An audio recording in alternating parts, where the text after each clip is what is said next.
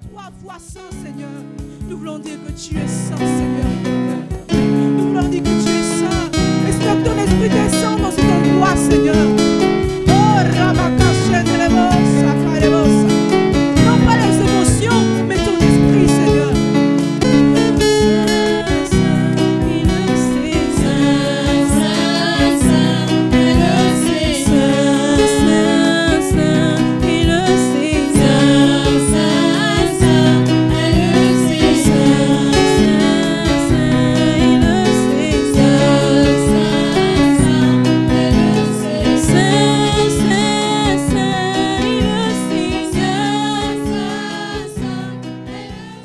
Donc, aujourd'hui, nous terminons par la grâce de Dieu l'enseignement sur le Saint-Esprit. Nous avons parlé de la personnalité du Saint-Esprit. Nous avons vu que le Saint-Esprit est une personne. Et nous avons vu que ce n'est pas une personne ordinaire, ce n'est pas une personne humaine, mais c'est une personne spirituelle et en plus d'être spirituelle, une personne divine. Amen, amen. Et nous avons dit qu'il y a un seul Saint-Esprit. Il n'y en a pas deux. Et chaque fois que l'on parle de l'esprit de force, de sagesse, on fait référence au Saint-Esprit. Et pour cela, il fallait éviter certaines erreurs. Hein? Par exemple, l'esprit de lit, attention, on ne cherche pas l'esprit de lit, on cherche le Saint-Esprit. Sauf si on parle du Saint-Esprit qui est en Élie. Mais si on sait que c'est le Saint-Esprit, ben c'est mieux de parler directement du Saint-Esprit au risque de s'aimer la confusion. On n'a pas donc qu'il y avait un seul Saint-Esprit. Nous avons dit que, contrairement à l'ancienne alliance, chaque croyant a reçu de Dieu le Saint-Esprit. Amen, amen. Voilà. Ce n'était pas le cas dans l'ancienne alliance. Dans l'ancienne alliance, tu peux faire partie du peuple de Dieu, être un croyant, mais n'avoir pas le Saint-Esprit. Et d'ailleurs, ceux qui avaient le privilège, c'était un privilège d'avoir le Saint-Esprit, ne le recevaient que pour un temps, juste pour une action ponctuelle. Et après cette action-là, le Saint-Esprit se retirait. Mais nous, le Saint-Esprit vient à nous et demeure à nous. Donc c'est un privilège et une grâce. Amen. Aujourd'hui, nous allons parler des péchés contre le Saint-Esprit. Les péchés contre le Saint-Esprit. Marc chapitre 3, le verset 29. Et je vous prie de bien suivre. Je parlerai par la grâce de Dieu sur l'œuvre du Saint-Esprit en détail l'année qui suit, si Jésus-Christ n'est pas revenu. Marc chapitre 3, le verset 29. Mais quiconque blasphémera contre le Saint-Esprit n'obtiendra jamais de pardon. Il est coupable d'un péché éternel. Alors, j'ai mis l'accent sur ce péché parce que nous allons finir avec ce péché qu'on appelle blasphème contre le Saint-Esprit parce que ce n'est pas un péché comme les autres. C'est le seul péché dont il n'a pas de pardon. Tu commets le blasphème contre le Saint-Esprit, tu n'as plus jamais de pardon. Alléluia. Voilà. Et c'est bizarre qu'il existe un tel péché. Et dans la Nouvelle Alliance, on n'a pas parlé de l'Ancienne Alliance, on parle de la Nouvelle Alliance. On dit tous les autres péchés peuvent être pardonnés, sauf un. Le blasphème contre le Saint-Esprit. Et nous allons voir qu'est-ce que c'est le blasphème contre le Saint-Esprit par la grâce de Dieu. Alors, mais il n'y a pas, en parlant des péchés contre le Saint-Esprit, il n'y a pas qu'un seul péché. Il y en a plusieurs. La Bible parle de plusieurs péchés contre le Saint-Esprit. Alors, en introduisant ce moment, je voudrais, bien que j'ai dit que j'ai promis comment en parler l'année prochaine, mais sachez que on va faire l'enseignement dessus, mais de façon générale, on a souvent parlé, de façon générale, on a souvent parlé, mais on va faire un enseignement systématique l'année qui suivra par la grâce de Dieu. Mais sachez que le chrétien ne peut rien faire sans le Saint-Esprit. Rien, absolument rien sans le Saint-Esprit. Dieu ne nous a pas laissés seuls, Jésus ne nous a pas laissés seuls. Il a dit, il est avantageux que je m'en aille, ainsi le Saint-Esprit viendra et sera avec vous. Alléluia. C'est-à-dire que de la même manière que Jésus, dans son corps physique, était avec les disciples, marchait avec eux, Jésus s'est dit, il ne faut peut-être pas que je fasse des combines, il faut que je laisse avec quelqu'un. Et il nous a laissé avec quelqu'un. Ce quelqu'un-là, c'est le Saint-Esprit. Ce quelqu'un nous aide en tout et pour tout. Tu ne peux pas être chrétien sans le Saint-Esprit. Donc, si le Saint-Esprit est quelqu'un dont tu as absolument besoin, il faut donc éviter de pécher contre le Saint-Esprit. Sachant même qu'un des péchés, c'est le plus grave péché. C'est-à-dire qu'il n'y a pas d'équivalent. Le péché contre le blasphème contre le Saint-Esprit. Mais ce n'est pas le seul péché. Il y en a plusieurs péchés. Et nous allons commencer par voir le premier péché. Le premier péché, je l'ai intitulé « S'opposer au Saint-Esprit ». Pourquoi? Parce qu'en fait, la Bible parle de s'opposer au Saint-Esprit. Donc, je n'ai pas forcé. J'ai repris juste l'expression « s'opposer au Saint-Esprit ».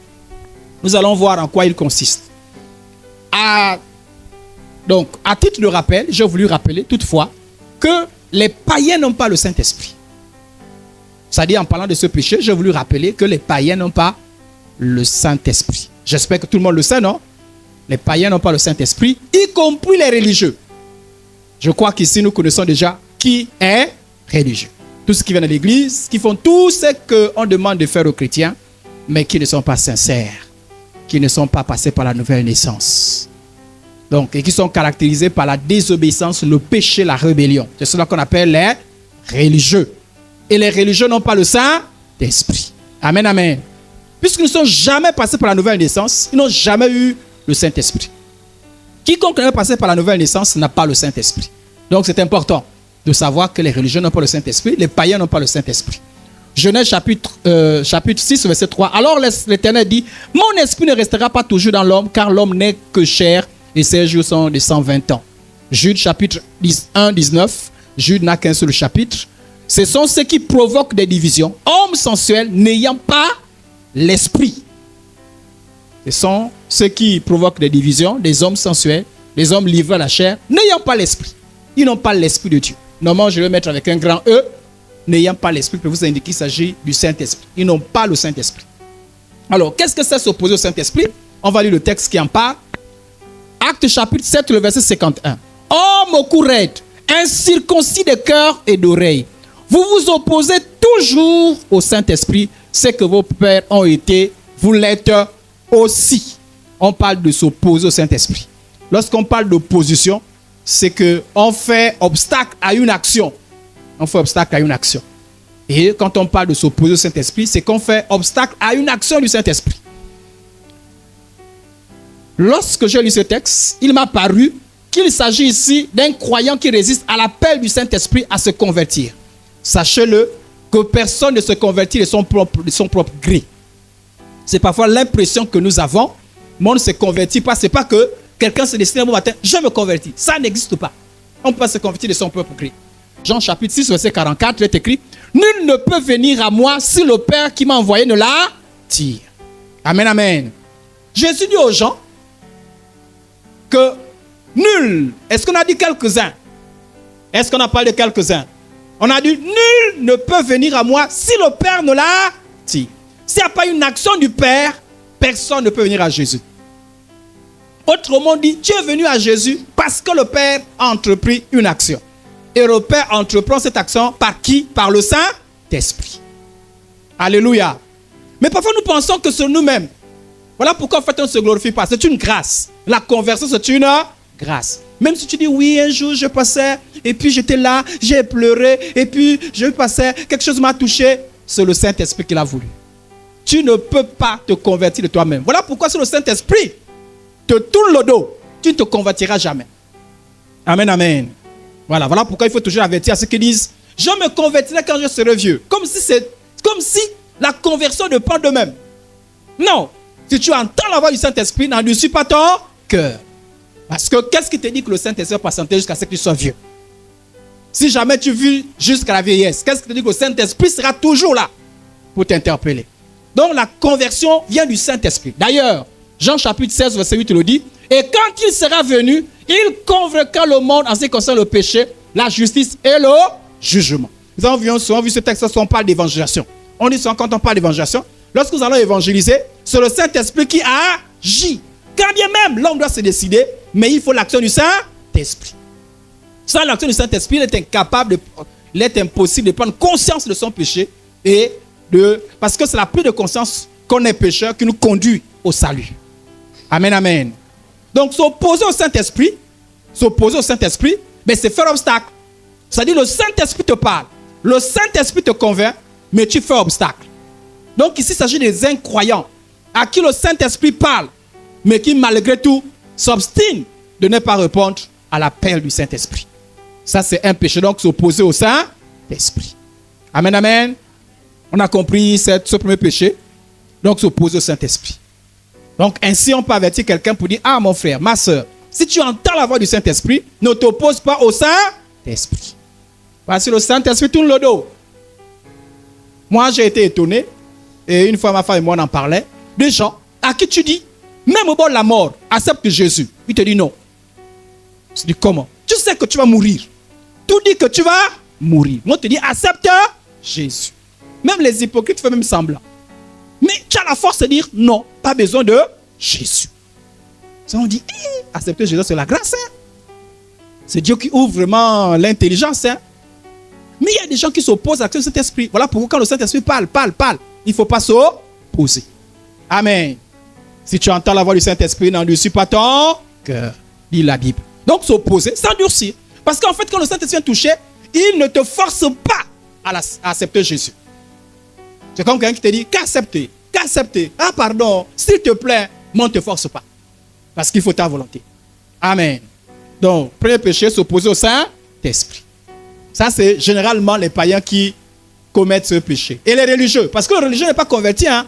Je vous l'ai dit, le religieux n'est pas converti. Le religieux, il n'est pas converti. Il s'oppose au Saint-Esprit. Deuxième péché, c'est mentir au Saint-Esprit. Et nous avons un exemple bien précis de ceux qui ont commis ce péché. Nous avons Ananias et Saphira. Ananias et Saphira. Acte chapitre 5, le verset 3. Pierre lui dit, Ananias, pourquoi Satan a-t-il rempli ton cœur au point que tu mentes au Saint-Esprit et que tu aies retenu partie du prix du champ? Donc, Ananias a menti au Saint-Esprit. Quand Ananias parlait, Ananias ne voyait pas le Saint-Esprit.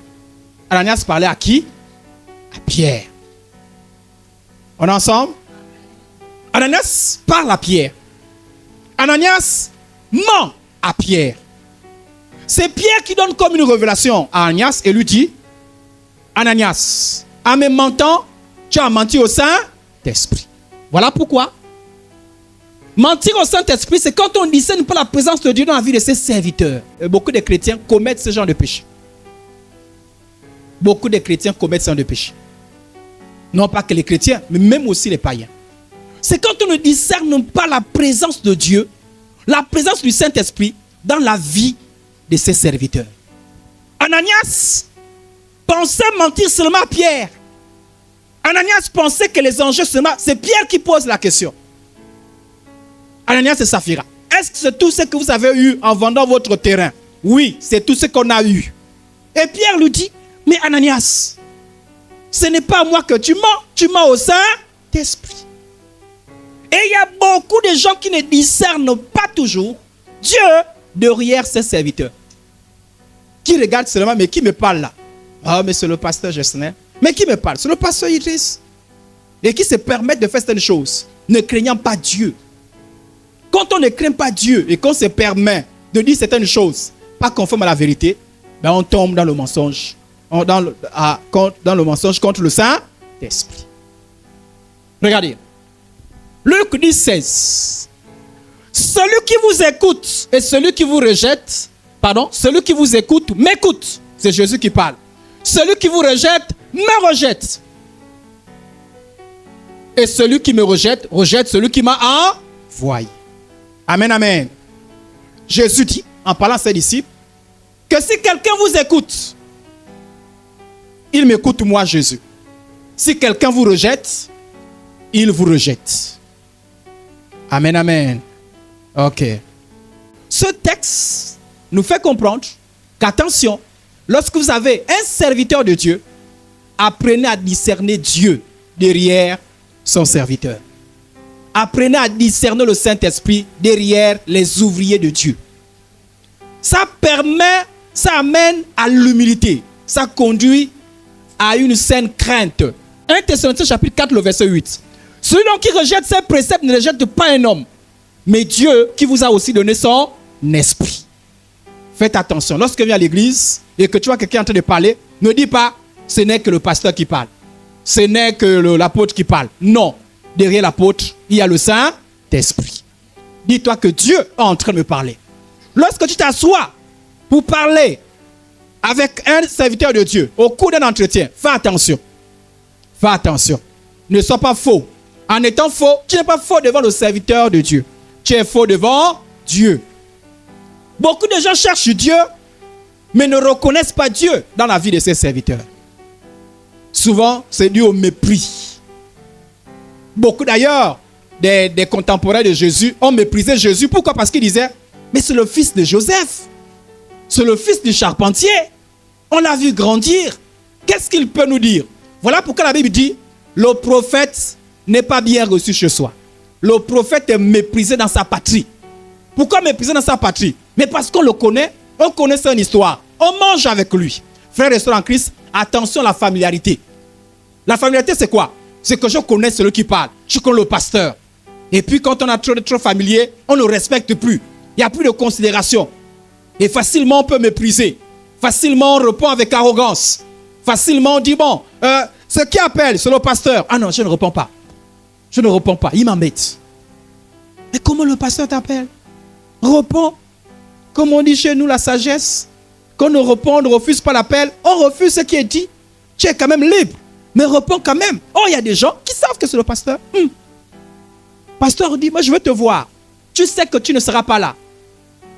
Tu dis, je serai. Mais tu sais que tu ne seras pas là. Expressément, tu refuses.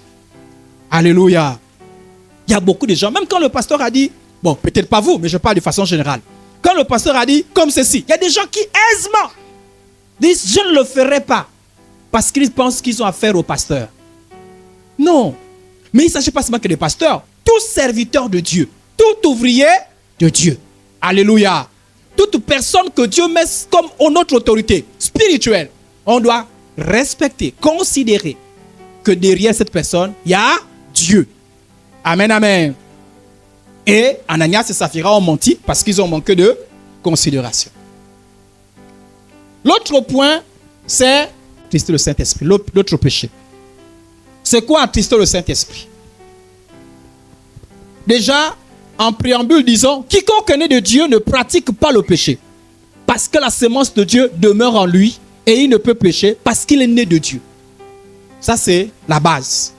Que lorsqu'on est sauvé, lorsque la sémence de Dieu est en nous, on ne vit plus dans le péché. Il y a un dégoût du péché. Alléluia. Voilà, on n'a pas besoin qu'on nous surveille. On n'a pas besoin qu'on soit derrière nous. Volontairement, où que l'on soit, peu importe les circonstances, on est résolument engagé contre le péché. Quiconque est né de Dieu ne pratique pas le péché. Le fait de ne pas pratiquer le péché, c'est le signe pour reconnaître qui est né de Dieu. Alléluia. Si je veux savoir quelqu'un passe par la nouvelle naissance, je regarde simplement sa vie. Et c'est quelqu'un qui vit dans le péché. S'il vit dans le péché, aime le péché, c'est qu'il n'est pas né de nouveau. Car la Bible dit, pour reconnaître quelqu'un de nouveau, il ne pratique pas le péché. Et ça veut dire qu'il ne pêche pas. Non, il arrive de pécher, mais pas inadvertance. Inadvertance, ça veut dire qu'il a péché, mais il n'a pas planifié ça. Ça arrivait et tout de suite, il se repent et il sort de là. Amen, amen. Normalement, le chrétien de nouveau ne vit pas dans le péché. Quand il arrive de pécher, par inadvertance, il doit aussitôt confesser et abandonner. Mais celui qui demeure et persiste dans le péché attriste le Saint-Esprit. Il y a une confusion qui naît lorsqu'on demeure dans le péché. Éphésiens chapitre 4, le verset 30, verset 31, qui parle de ce péché. N'attristez pas le Saint-Esprit de Dieu par lequel vous avez été scellés pour le jour de la rédemption. N'attristez pas le Saint-Esprit. Alors, comment on attriste le Saint-Esprit? La Bible elle-même nous explique. Au verset 31. Que toute amertume, c'est la suite, dont la Bible explique. Verset 30, on dit, n'attristez pas le Saint-Esprit. Et la suite, j'ai mis la suite ici, que toute amertume, donc qu'est-ce qui attriste le Saint-Esprit? Toute animosité, toute colère, toute clameur, toute calomnie et toute espèce de méchanceté. L'apôtre Paul n'a pas voulu continuer à citer. Il a regroupé les autres péchés que tu ne trouves pas ici, là, par toute espèce de méchanceté. Il dit tout ceci attriste le Saint-Esprit. Frères et sœurs en Christ, la dernière fois je vous ai parlé du cœur, de faire attention au cœur. Et remarquez que les premiers péchés qui ont été cités, c'est les genres de péchés qui se trouvent facilement dans le cœur. C'est-à-dire qu'ils ne se perçoivent pas toujours à l'extérieur, mais qui se retrouvent dans le cœur. Commençons par exemple par l'amertume. On ne voit pas l'amertume. L'amertume, ce n'est pas un acte. Voler, c'est un acte. On voit comment j'ai pris. Tout le monde peut voir que j'ai volé. Si jamais je vole en public, on voit. Mais l'amertume ne se voit pas. C'est-à-dire qu'il peut y avoir des signes. On peut, mais telle personne est en colère, est-ce que ce n'est pas l'amertume? Mais telle personne se comporte de cette manière, est-ce que ce n'est pas l'amertume? C'est-à-dire qu'on peut voir comme des signes. Mais ça ne peut pas, c'est-à-dire on ne voit pas l'amertume. C'est les signes de l'amertume qu'on voit. L'amertume, c'est quoi? C'est lorsque quelqu'un t'a frustré. Et en étant frustré, tu refuses de pardonner. En fait, tu n'as pas pardonné. Tu refuses de supporter. Tu refuses de pardonner. Mais tu jettes dans le cœur. Tu retournes ça dans le cœur. En fait, l'amertume, c'est comme quand tu as quelque chose d'amer dans la bouche. Ça te gêne, mais c'est là. Tu ne veux pas retirer ça. C'est ça l'amertume. Et l'amertume rôde dans beaucoup de cœurs. L'amertume touche beaucoup les femmes. Parce que beaucoup de femmes sont l'amertume. Parce qu'elles encaissent. L'amertume. L'amertume touche ceux-là qui sont dans la timidité souvent, ceux qui ne parlent pas trop. Ils ne s'expriment pas. Tout pour eux se vit dans le cœur. C'est-à-dire tu ne sais pas s'il est fâché ou bien il est content. Tu ne sais pas si il a pardonné ou pas, ou il a pardonné ou pas. C'est la timidité. Tout ce qui vivent les gens, le cœur. Tout pour eux, c'est le cœur. Tu te dis, bon, telle chose s'est passée, mais la personne n'a rien dit. Bon, c'est que la personne a certainement pardonné, supporté. Hein? La personne n'a pas pardonné. La personne est dans le... Et dans le cœur, ça gêne qui? Le Saint-Esprit. L'amertume touche qui? C'est des gens qui sont capables de transporter le péché pendant une semaine. La Bible dit, lorsque tu es en colère, que ta colère ne dure pas longtemps. Avant que le soleil ne se couche, tu dois avoir pardonné. Bon, ça ne veut pas dire, il est encore midi, le soleil ne s'est pas encore couché, je ne pardonne pas. C'est pas ça que ça veut dire. Ça, c'est l'enfantillage. Oh!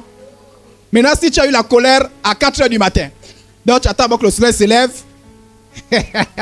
Non, en fait, ce que la Bible veut dire, c'est qu'aussitôt, on doit pouvoir pardonner. Ce n'est pas biblique de traîner les péchés pendant 1 jour, 2 jours. Ce n'est pas biblique. Oh! Vous qui traînez les péchés pendant 2 jours là. Moi, je suis gêné quand quelqu'un dit, je suis en colère. Oui, c'est depuis combien de temps? Depuis 3 jours. Maman, ah ouais, 3 jours. Pendant les 3 jours là, la Bible dit, veillez à ce qu'aucune racine d'amertume ne pousse. Qu'il n'y ait pas, hein, la Bible dit que veillez à ce qu'il n'y ait pas de racine. C'est-à-dire que quelque chose dans le cœur. Pardon? Voilà, ne produit de rejet. En fait, c'est le début que je cherche. Que je comprends, je connais plus, j'ai oublié le début. Donc veillez, veillez, veillez. Et l'amertume, parfois, hein, à l'église, hein, bonjour frère, bonjour soeur. Mais parfois, des petites frustrations comme ça, là, on gère l'amertume. L'amertume. Hé frère, les chrétiens ne sont pas dans l'amertume. Sortez de l'amertume. C'est-à-dire que tu viens, tu chantes là, tu es amer. Tu viens, tu pries là, tu es amer. Bonjour frère, tu es amer. Bonjour soeur, tu es amer. On n'est pas amer. Amen, amen. Pourquoi? Parce que ça attriste le sang. Et c'est le premier péché qu'on a cité. Puisque personne ne voit. L'amertume, il y a des gens qui sont l'amertume, mais tu ne verras jamais sur le visage. C'est là d'autres, chez d'autres on voit, chez d'autres on ne voit même pas. C'est-à-dire qu'il est là. Non, bonjour. Non, ça va. Non, ça va, ça va. Mais dans le cœur là, ouvre le cœur. C'est-à-dire que quand le Saint-Esprit veut venir dans ton cœur, c'est comme l'amertume là, il rentre dans ton cœur, il sent, oh sa mère, oh, oh, oh, oh, oh, oh. Le Saint-Esprit n'agit pas. Quand tu pries, oh, oh. Quand tu chantes, tu adores, oh, oh, oh, oh. C'est trop amer. Abandonner là. Oh. Alors parle à ton frère à côté, dis mon frère, ma soeur, il faut abandonner l'amertume. C'est la même chose pour l'animosité. C'est quoi l'animosité? L'animosité, c'est quand tu as une colère bizarre. C'est-à-dire ta colère là. C'est-à-dire que une colère, tu as l'impression que tu as même tué la personne. Dans ta tête, tu as même tué la personne. C'est-à-dire que mieux tu ne te mets pas en colère. C'est-à-dire même quand on te regarde, on a l'impression que dans ta tête, tu as déjà pris la personne. Tu l'as déjà même mis le pilon. Tu l'as déjà écrasé. C'est-à-dire que on sent, c'est comme s'il y a le feu qui sort de toi. Un genre de colère bizarre. Donc, tout ce que tu as dit, moi j'ai une colère bizarre. Si quelqu'un est en crise, c'est une nouvelle. Les choses anciennes sont. Toutes choses sont devenues. Oh! Le chrétien n'a plus de colère bizarre. Donc, il faut que la colère la passe. Moi, quand je suis en colère, je casse tout. Arrête avec ta colère. Ça attriste le sang. Moi, quand je suis en colère, je déchire tout. Mais tu déchires tout comment? J'espère qu'il n'y a pas les sœurs qui cassent encore dans les maisons là.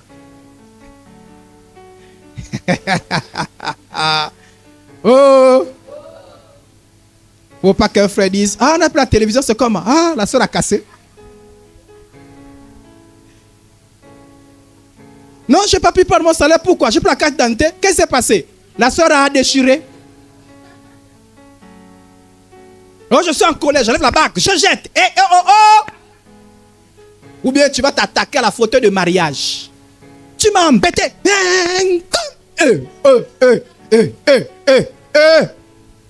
Vous savez, hein? Quand vous faites ça, après quand ça passe là, tu regrettes même pourquoi tu as cassé la fauteuil de mariage. Mais c'est même toi qui ramasses la fauteuil de mariage pour ramener ça. Pour dire, il faut me refaire le cadre là. Alléluia. Quand on est ensemble, quand on est en communauté, il y a de fortes probabilités qu'on se mette en colère. Ça peut arriver. La Bible n'encourage pas la colère. Mais la Bible dit, si vous mettez en colère, ne péchez pas. Amen, amen. Amen, amen. Les gens qui se mettent jamais en colère, là, vraiment, j'ai envie de vous ressembler. La Bible dit, ne vous mettez jamais en... Mais attention, si vous ne mettez pas en colère, ne transformez pas votre colère en amertume. Je vous ai dit, les gens qui ne se mettent pas en colère, mais tout se passe dans le cœur. On dit qu'ils sont amers. Non, je ne te mets pas en colère. Si tu as réussi à dominer la colère, réussis également à dominer l'amertume. Donc, mais attention à être deux. Il y a des gens qui sont, c'est-à-dire, quand il n'y a aucun problème, c'est des gens bien. Mais quand ils se mettent en colère, comment tu insultes quand je te mets en colère? Est-ce qu'un chrétien insulte? Oh non, j'ai insulté parce que je suis en colère. Non. Si tu insultes quand tu es en colère, c'est que tu as encore l'insulte dans le cœur. Oh. Si tu tapes quand tu es en colère, c'est que tu as encore la bagarre dans le cœur. Tout ce que tu fais en colère, tu es encore comme ça. Il ne faut pas dire non, en fait, ce n'est pas moi, c'est moi la colère. Non, c'est tu es comme ça. Ça veut dire quand on parle de changement, dis pas que non. De janvier en février, je n'ai pas cassé. Mais si tu as cassé, c'est que tu es encore casseuse ou tu es encore casseur. Règle ça. Alléluia. Si chaque fois que je mets en colère, tu dis je ne viens pas à l'église, c'est que tu as encore un problème avec l'église. Et pas seulement c'est la colère. Mais si vous mettez en colère, ne péchez, ne prenez pas une mauvaise décision. Non. La Bible dit, il arrive que tu mettes en colère. Ça peut arriver. Je ne vous encourage pas. Mais ne péchez pas. Ça veut dire que faites attention à ce que vous dites, à ce que vous faites quand vous vous mettez en colère. Si vous remarquez que quand vous mettez en colère, ça veut dire que vous êtes incapable de mettre en colère sans pécher, c'est que vous avez un problème. Mets-toi en colère. Dis-toi que je ne suis pas d'accord. Je ne suis pas d'accord. Comment tu as bourré tout l'argent de la popote? D'accord. Mais arrête-toi là. Mais si tu mets en colère, tu casses. Ce n'est pas le problème de colère seulement, c'est tout. C'est un problème que tu es encore un grand casseur. Et il faut que tu règles ça. Amen, amen. Tu te mets en colère, tu vas boire. C'est que tu as encore un but. Tu te mets en colère, tu vas voir Elisabeth. C'est que tu as encore l'impudicité. Ne dis pas non, c'est la colère. Non, ce n'est pas la colère. Amen, amen. Oh. Donc, il y a autant de péchés. Les calomnies. Les espèces de méchanceté. Tout cela, ça atteste quoi? Le sang. Voilà. Et, frères et sœurs en Christ, Hébreux 3:10, aussi je fus irrité contre cette génération et je dis, ils ont toujours un cœur qui s'égare, ils n'ont pas reconnu mes voix. Quand on attire le Saint-Esprit, on attire la correction de Dieu sur soi. Écoutez-moi bien maintenant. Déjà quand on attire le Saint-Esprit, telle prière a un problème. J'ai l'impression que les chrétiens ne sont pas souvent conscients de ça. Je suis étonné de voir ces chrétiens qui arrivent à prier sans avoir réglé le problème dans le cœur. Parce que quand tu es rempli d'amertume, d'animosité, de colère dans le cœur, le Saint-Esprit t'attristé. Et si le Saint-Esprit est attristé, ta prière, il n'y a pas l'assurance d'exaucement. Parce que si le Saint-Esprit ne t'aide pas, j'espère que tout le monde sait que ça, si le Saint-Esprit ne t'aide pas à prier, ta prière n'est pas exaucée, non? Romains 8, 26 ou 27, quelque chose comme ça. C'est écrit que nous ne savons pas comment il convient de prier. C'est l'apôtre Paul qui parle, lui-même y compris. Il dit, nous ne savons pas comment il convient de prier. Mais le Saint-Esprit intercède pour nous par des soupirs inexprimés. Ça dit que sans l'aide du Saint-Esprit, aucune prière ne peut être exaucée. Je veux répéter ça. Sans l'aide du Saint-Esprit, aucune prière ne peut être exaucée. Donc quand tu as attristé le Saint-Esprit, tes prières ne servent à rien. moi, me balader sans avoir l'assurance que mes prières peuvent être exaucées, non, je ne peux pas me balader comme ça. Voilà pourquoi, dès que j'ai un problème dans mon cœur, je le résous vite. Parce que je vais avoir l'assurance que mes prières sont exaucées. Ce n'est qu'un exemple. Quand tu as le Saint-Esprit, tu n'as plus le témoignage du Saint-Esprit qui dit que tu es un enfant de Dieu. Et j'étais en train de vous démontrer que lorsqu'on attire sur le Saint-Esprit, on attire la correction de Dieu sur soi. Ésaïe 63, 10. Quand j'avais découvert le verset, cela m'a fait peur. Mais ils ont été rebelles. Ils ont attristé son Esprit Saint. J'allais mettre le E majuscule, son Esprit Saint. Il est devenu leur ennemi. Qui est devenu l'ennemi? Qui est devenu ennemi? Amen. Il a combattu contre... J'ai dit, dans le Saint-Esprit combattre contre toi. Oui. Oui. Si Dieu est pour nous, qui sera contre nous? Quand le Saint-Esprit est avec nous, nous sommes plus que vainqueurs. Mais si tu attires le Saint-Esprit et que tu perdures à l'intérieur, en fait, c'est comme si le Saint-Esprit te combattait. Comment? Tu attires le châtiment de Dieu sur toi. Tous ceux qui sont nés de nouveau, qui attirent le Saint-Esprit, attirent le châtiment de Dieu sur eux. Je veux bien vous expliquer ça pour que... Parce que moi, je vois des gens, vraiment facilement, ils sont dans le péché, ils traînent, ils prennent des jours, ils prennent 2 jours, 3 jours, 4 jours le péché. Je dis, waouh! Et ils ne connaissent pas Dieu. Parce que lorsque tu attires le Saint-Esprit n'est plus là, c'est-à-dire que n'est plus ton partenaire. Le Saint-Esprit va te corriger. Comment? J'explique encore. Vous savez, la Bible s'explique par elle-même. La Bible est cohérente. Dans la Nouvelle Alliance, on parle aussi de ça. Hébreux chapitre 12, le verset 6 au verset 8. Car le Seigneur châtie celui qui l'aime. Le Seigneur châtie qui c'est? Le Seigneur châtie qui c'est? Donc, le Seigneur châtie par amour.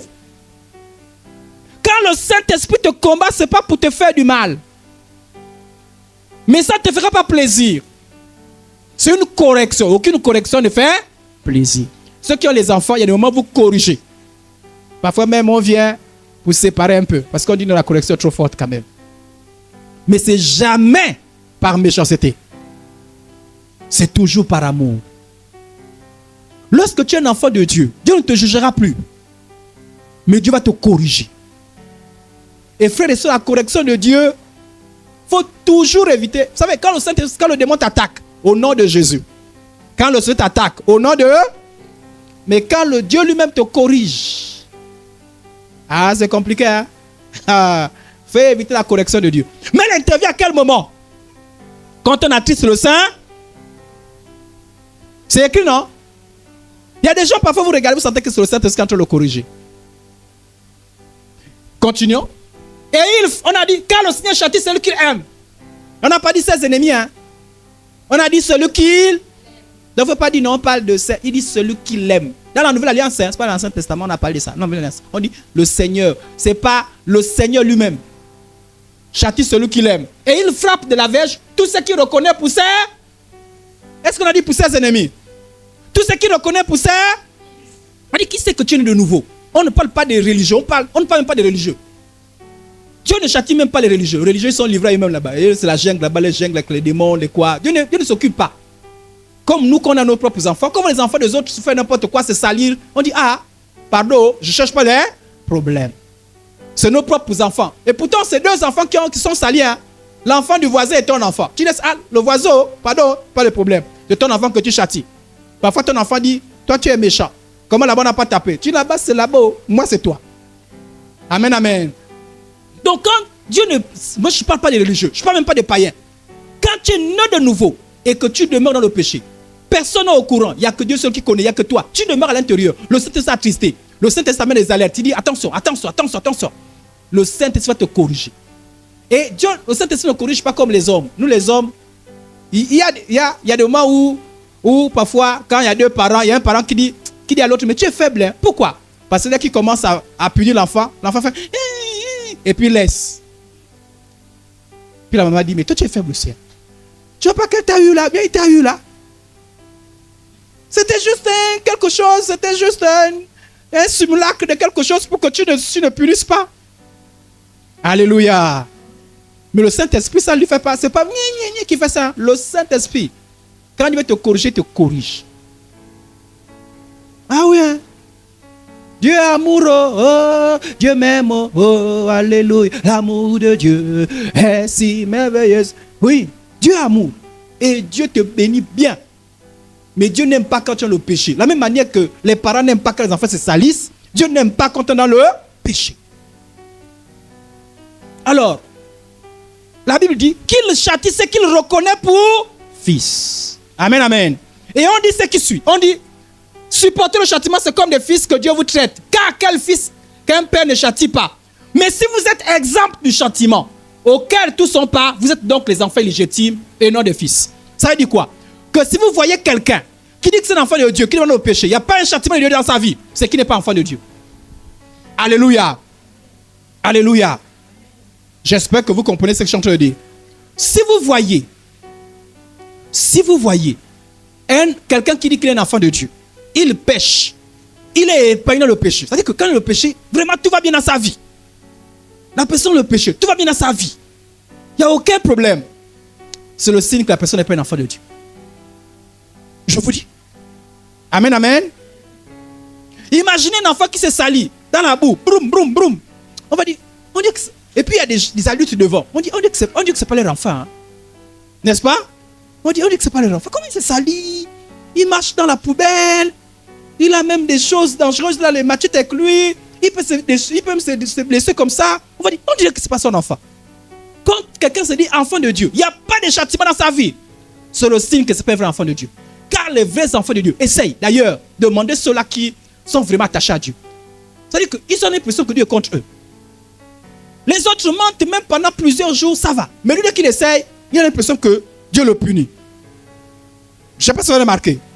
Moi, j'ai remarqué dans ma vie que les autres font les bêtises, tout va bien. Mais moi, quand j'essaye, j'ai les problèmes. Je dis, Dieu est contre moi, il fait la combine ou quoi? Puisque tous ceux qui sont chrétiens arrivent à faire des choses de bêtises. Mais moi, quand j'essaye, je suis tourmenté. Je ne dors pas bien. Mais l'autre a péché, l'autre dort bien. L'autre mort, tout va bien. Mais toi, dès que tu mens un peu, c'est fini. Toutes les révélations sortent. Oh, repens-toi, tu as menti. Oh, comment? Dieu est contre moi ou quoi? Les péchés des autres sont cachés. Pourquoi dès que je mens chez moi, on vient me dire que j'ai menti, repens-toi? C'est Dieu qui te surveille. Dieu surveille ses enfants. Alléluia. Et moi, j'aime ça. Mais comment faire pour éviter le châtiment de Dieu? Je vous donne un secret. Ne laissez jamais traîner un péché.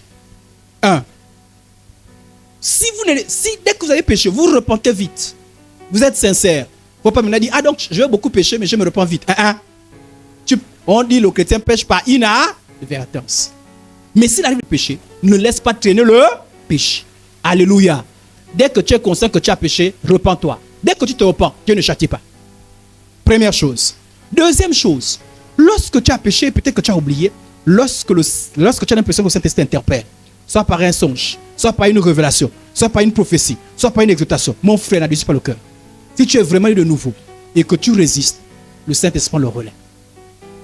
La Bible dit que celui qui juge lui-même ne sera point jugé. Donc quand vous voyez le pasteur prêcher là, réponds-toi, tu as commis le péché à la maison, tu es venu, le pasteur te prêcher là-dessus. En fait, c'est Dieu qui l'envoie pour dire que parle vite. Si la personne ne se repent pas, je prends le relais. Alléluia. Et un jour, je vous parlerai des types de châtiment de Dieu. Il faut faire attention. Hein. Quand Dieu te châtie, ce n'est pas bon. Hein. Amen, amen. Voilà pourquoi il est dit, n'attristez pas le Saint. Voilà. Et il te châtie pour te ramener à lui. Regardez. Moi, à l'époque, je vous donne ce témoignage. Moi, à l'époque, le moment où j'avais envie d'abandonner Dieu, le moment où je me dis, je ne pars pas à l'église, je ne prie pas. Et puis, quand je prends une décision comme ça, beaucoup de problèmes arrivent. Parfois, je me tombe malade bizarrement, je prie, j'ai l'impression que je ne m'exauce pas. Ça, c'est ce que j'ai fait, je me mets à genoux. Je dis, Seigneur, s'il te plaît, guéris-moi. Si tu me guéris, je vais repartir à l'église. Je ne vais plus t'abandonner. Au nom de Jésus. Je prends la promesse. Je fais la promesse. Je reviens à toi. S'il te plaît, Dieu. Et c'est bizarre. Après que je fais la prière, quelques temps après, les choses. Il y a des moments où je me disais, bon, peut-être c'est le hasard. Je reprends. Quand je reprends, Dieu aussi reprend. Et je sentais le Saint-Esprit me dit, si tu continues, ce serait plus 2 jours que je vais te corriger. Ça n'aide pas dans longtemps. Amen, amen. Voilà pourquoi j'aime les interpellations de Dieu. Chapitre 5, verset 19, verset 21. N'éteignez pas l'Esprit de Dieu. Ne méprisez pas les prophéties, mais examinez toutes choses. Retenez ce qui est bon. L'autre péché contre le Saint-Esprit, c'est quoi? Éteindre le Saint-Esprit. Ça veut dire quoi éteindre le Saint-Esprit? Le contexte montre qu'il s'agit de bloquer la manifestation des dons spirituels. En communauté ou dans sa propre vie. La Bible permet d'examiner, de discerner, de juger les manifestations spirituelles. Mais la Bible exhorte de ne pas empêcher la manifestation des dons spirituels. Regardez. À l'époque, il y a des milieux dans lesquels où les gens disaient, ouais, le parler en langue, on ne comprend pas trop grand chose sur le parler en langue, ne parlez pas en langue. Ça dit, un pasteur qui dit ça, il risque d'éteindre le Saint. Éteindre, ça veut dire que c'est comme si vous ne vouliez plus du Saint-Esprit. Pourquoi on parle d'éteindre le Saint-Esprit? Parce qu'en fait, le Saint-Esprit ne se retire pas de l'enfant de Dieu. Non. Mais le Saint-Esprit est tellement silencieux dans ta vie que tu as l'impression que tu n'as plus le Saint-Esprit. Moi, j'ai vu les gens qui sont venus demander la prière qui me disent, je sens que c'est comme si le Saint-Esprit n'est plus présent dans ma vie. Mais en fait, le Saint-Esprit n'est pas parti. Mais c'est comme s'il s'est éteint. En fait, c'est comme s'il a arrêté d'agir. Pourquoi le Saint-Esprit a arrêté d'agir? Mais parce que tu as bloqué son action. Et dans le contexte, on parle surtout des dons spirituels. Frères et sœurs en Christ, l'année prochaine, par la grâce de Dieu, nous parlerons des dons spirituels. Pourquoi? Parce que nous soupirons à ce que les dons spirituels se manifestent dans la vie des croyants. Mais il ne faut pas s'opposer aux dons spirituels. Non, il ne faut pas s'opposer. On ne s'oppose pas aux dons spirituels. Vous voyez par exemple les gens qui disent, ah, l'histoire des parler en langue, c'est les histoires des gens. Moi, je ne parle pas en langue. Moi, quand les gens parlent en langue, ils racontent n'importe quoi. Tu n'auras pas le parler en langue. Le Saint-Esprit t'accorde le parler en langue, mais tu ne l'auras pas. Parce que ta posture, ton attitude, là comme éteint dans ce domaine-là. D'autres, c'est la prophétie. D'autres ne croient pas à la prophétie. D'autres ne croient pas au miracle. D'autres ne croient pas que le Saint-Esprit donne la parole de connaissance, la parole de sagesse. En agissant ainsi, que ce soit personnellement, que ce soit en communauté, vous éteignez le Saint-Esprit. C'est-à-dire que MIF peut éteindre le Saint-Esprit. Notre attitude. C'est-à-dire que nous ne respectons pas la manifestation. Nous ne considérons pas le Saint-Esprit. Cette attitude-là, c'est-à-dire que c'est comme si le Saint-Esprit n'était plus là. On fait les choses par nous-mêmes. On la commettait. Alors, pourquoi certaines personnes sont amenées à éteindre comme éteindre le Saint-Esprit? Certains, c'est par méfiance. C'est-à-dire, de parler en langue.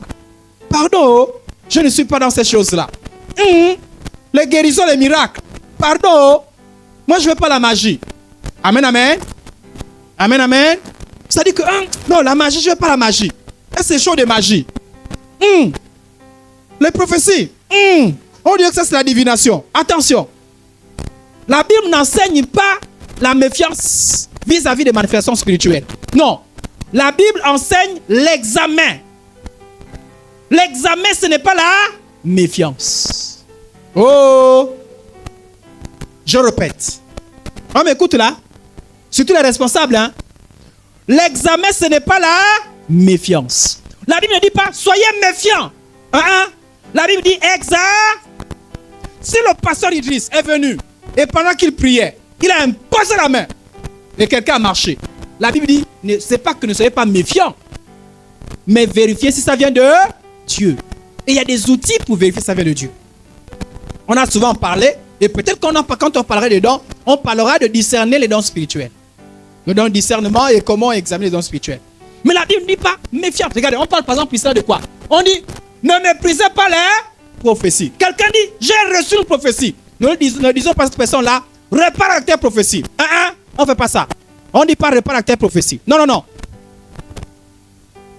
On dit la personne parle, mais nous on juge. Amen, amen. Amen, amen. La personne n'a qu'à parler, nous allons juger. Nous allons voir si en accord avec la parole de Dieu. Mais si la personne parle, on n'examine même pas. On dit que pardon, ici là, il n'y a pas de prophétie ici là. Ici à Miv, il n'y a pas de prophétie. Nous qu'on fait nos cultes, c'est tranquille. Toi, avec ton histoire que Dieu m'a dit là, reste avec ton histoire que Dieu m'a dit. Peut-être que c'est un vrai don. Vous avez éteint le Saint-Esprit. Et quand vous direz, mon Dieu, révèle-toi, Dieu dira, je me révèle encore comment? Vous méprisez les prophéties. Amen, amen. La Bible dit, je disais, si quelqu'un vient et vous raconte un songe, c'est un frère en Christ, vous le connaissez. C'est une sœur en Christ, vous la connaissez. Ne méprise pas. Ne méprise pas. Prends le temps d'écouter. Alléluia. Prends le temps d'examiner. La Bible t'autorise à examiner. On n'accepte rien sans examiner. Mais ne méprise pas. Ne dis pas, hey, c'est qui? C'est Daniela. Non. Si c'était la sœur Herblaine, j'aurais dû écouter. Mais comme c'est Daniela, je n'écoute pas. Mon frère, ma sœur. Parfois les jeunes, hein? Parfois des gens que tu ne considères pas. Hein? Parfois c'est au travers d'eux que Dieu parle. Alléluia. Par expérience, j'ai vu parfois beaucoup de choses. Dieu a dit beaucoup de choses. Parfois, dans la vie de ceux dont vous méprisez. Donc on ne méprise pas, on examine. On regarde. Si ce n'est pas cohérent, tu dis, bon, j'ai examiné, ce n'est pas cohérent. Là, Dieu t'excuse. Là, tu n'as pas éteint le Saint-Esprit. À la limite, tu t'es trompé. Tu n'as pas éteint le Saint-Esprit. Alléluia. Il est possible de penser qu'à non, moi je pense que ça ne vient pas de Dieu. Mais tu t'es trompé. Il y a des moments où tu examines, tu dis, bon, ça vient de Dieu. Mais ça ne vient pas de Dieu. Tu t'es trompé. Se tromper, il n'y a pas de péché à se tromper. Se tromper, Dieu comprend que ce n'est pas quelque chose, une volonté manifeste contre les dons. Mais en examinant, tu dois encore affiner ta capacité d'examiner. Mais Dieu est contre ceux-là qui méprisent. Si quand on parle la langue, tu te mets à rire, ça raconte quoi là? Tu es en train de mépriser.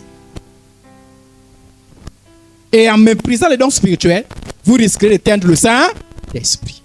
Amen, amen. Parfois, il y a des gens qui reçoivent des choses. Écoutez-moi, frère et soeur en Christ. Parfois, tu reçois des choses. Tu as l'impression que tu reçois des choses. Bon, j'ouvre une parenthèse pour dire que quand c'est des chrétiens charnels là qui reçoivent des choses-là, il faut faire attention. Parce qu'ils sont embrouillés. Il y a le péché, il y a les démons, il y a quoi donc? Avec eux là, il faut... Parce qu'il y a des fortes chances que les démons soient passés par là, la chair. Mais quand c'est une personne spirituelle qui reçoit... Quand vous avez l'impression que vous recevez des choses, vous avez peut-être peur de libérer ça. Mais venez voir un responsable. Cher responsable, voici ce que moi je crois avoir reçu. Et je vous expose ça. Et on prie, on examine. Peut-être que c'est de Dieu. Oh! Il ne faut pas recevoir quelque chose qui pourrait venir de Dieu et garder ça pour soi-même. C'est méchant. Personnellement, je suis contre les personnes qui viennent après pour dire « Ah, j'avais reçu ça !» Maintenant, tu viens dire les choses qui sont déjà passées. Tu as reçu par exemple que je ne sais pas, un arbre devait tomber et puis se faire la catastrophe. Peut-être sur notre terrain. Peut-être que ça devait causer un problème. Tu as reçu ça peut-être pour prier, pour qu'on intervienne avant que l'arbre ne tombe. Et quand l'arbre est tombé, j'avais reçu ça. Maintenant que l'arbre est tombé, tu veux dire ça maintenant pourquoi? C'est bon, on a compris? Non, vous ne pouvez pas dire que dans une église comme celle-là, Dieu ne parle jamais. Il est interdit de retenir ce que Dieu dit. Ah oui, si tu as l'impression qu'il te parle et que tu retiens ça, Dieu va te juger. Parce que Dieu ne fait pas le film. Dieu n'est pas là pour dire, par exemple, si c'est les songes. Dieu ne dit pas, non, ça fait longtemps, par exemple, que Audrey a eu des... Non, je vais montrer un peu Audrey. Audrey, tu vois, Idriss, non? Il est en train de marcher, il tombe. Idriss, non? Audrey, lève-toi, va voir Idriss. Dis, ah, je ne sais pas si ça vient de Dieu. Hein. J'ai quand même eu un songe. Hein. Amen, amen. Voilà, j'ai eu un songe, tu marches, tu tombes. Ok, peut-être que je viens tomber, tu es dans Sotrawa en bas là-bas. Peut-être qu'il savait prévu partir à Sotrawa en bas là-bas. Il s'est dit, ah, mais comment Audrey a su ça? Certainement, ça vient de Dieu. Je ne sais pas si on a compris. Parce que tu viens pour dire que, oh, Idriss est tombé, j'avais vu ça. Audrey, parle là. Parle là. Parle là. Je veux dire, est-ce que Dieu, tu me donnes la permission dans une église, venez dire ce que vous recevez. Seulement venez avec l'attitude de quelqu'un qui accepte que l'on examine. Ça dit que si tu as parlé et puis on n'a rien fait par rapport à ton songe. J'ai fait un songe, on allait évangéliser je ne sais pas trop, à Rio. Et que les gens ne sont pas l'évangile à Rio, ne soient pas frustrés. Ah, moi j'ai fait les songes ici là, moi j'ai raconté, j'ai eu une révélation pendant que je priais. Et puis quelqu'un m'a dit, allez évangéliser à Rio. Et puis j'ai dit aux responsables de ne pas évangéliser. Ils ne sont pas frustrés. Ils ont examiné, ils ont estimé que c'est peut-être pas le bon moment. Peut-être qu'il ne s'agit pas de cette année. Amen, amen. Mais ne retiens pas Oh! Est-ce qu'on m'écoute? Ne retenez rien. Toute église comme ça, ne parle jamais. Et vous savez ce que vous faites? Vous gardez ça pour vous-même, vous racontez ça entre vous-même. C'est important d'en parler aux responsables. Pourquoi? Parce que c'est des choses... Dieu, c'est comme ça que tous ces éléments aident dans la gestion de l'église. Parce que la prophétie, la révélation, ça aide. On examine, on vérifie. Moi, j'ai déjà reçu des gens vraiment qui ont apporté des révélations, qui nous ont beaucoup aidés. Même à titre personnel, le ministère personnel. Je vous ai raconté un témoignage de cela, où je vais recevoir quelqu'un qui m'a amené en bateau et dans des problèmes graves. Et c'est quelqu'un qui me dit, mon responsable, j'ai eu une révélation. Tu veux recevoir une personne, elle va te dire elle va te parler comme ça. Mais en fait, c'est faux. Voilà son vrai problème.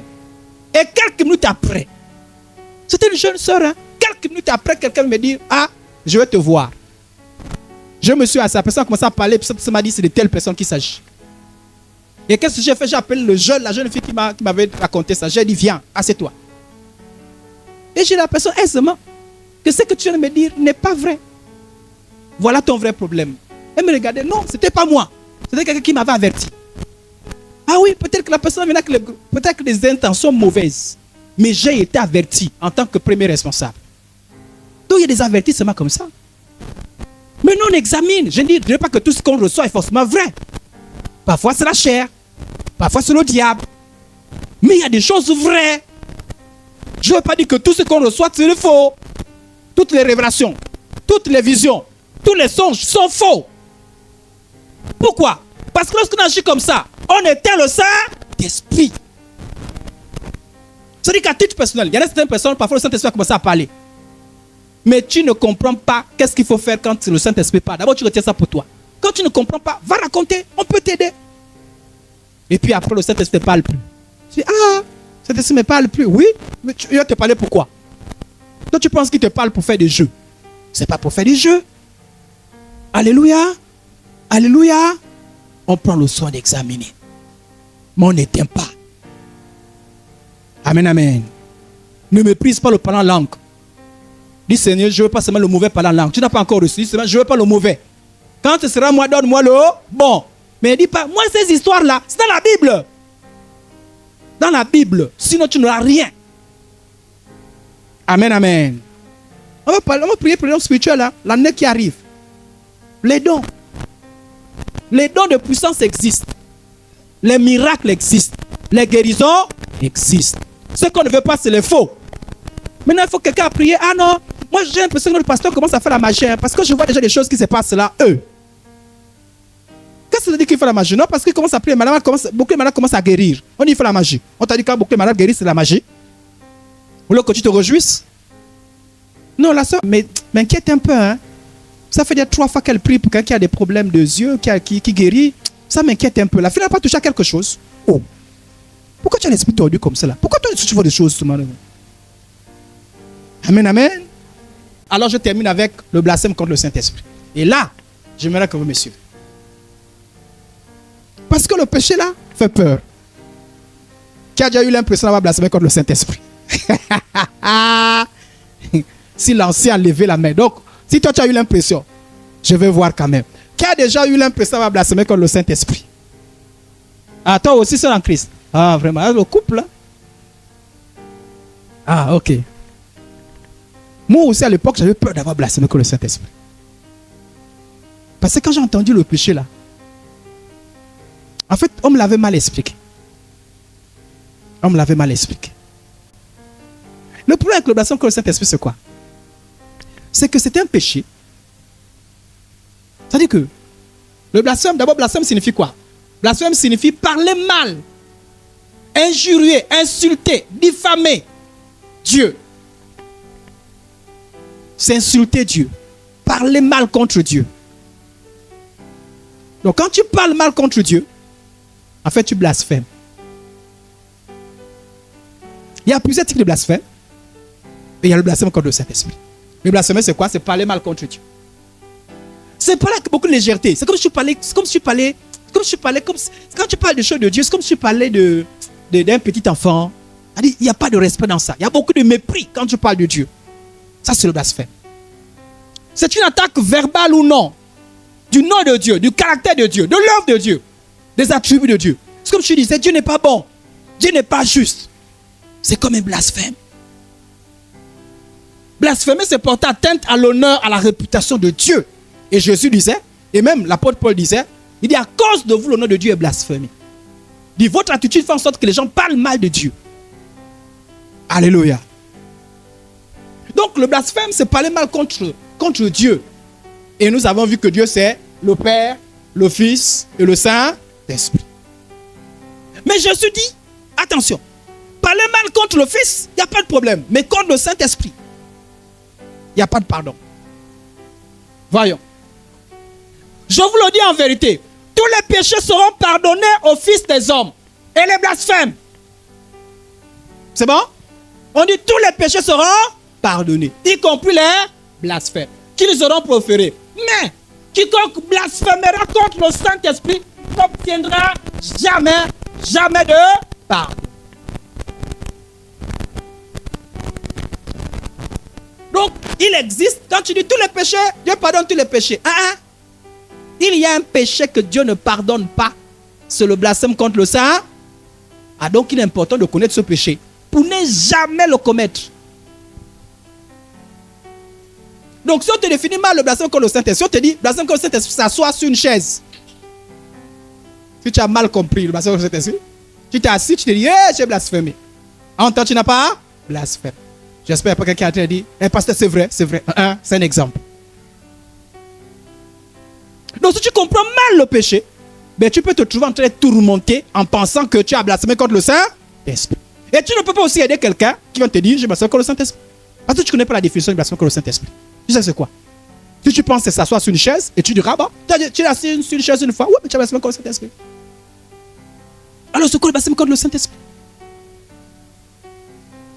Au verset 21, on dit, mais quiconque blasphème contre le Saint-Esprit n'obtiendra jamais de pardon. Il est coupable d'un péché et Jésus parlait ainsi. Pourquoi? Parce qu'il disait qu'il est possédé d'un esprit impur.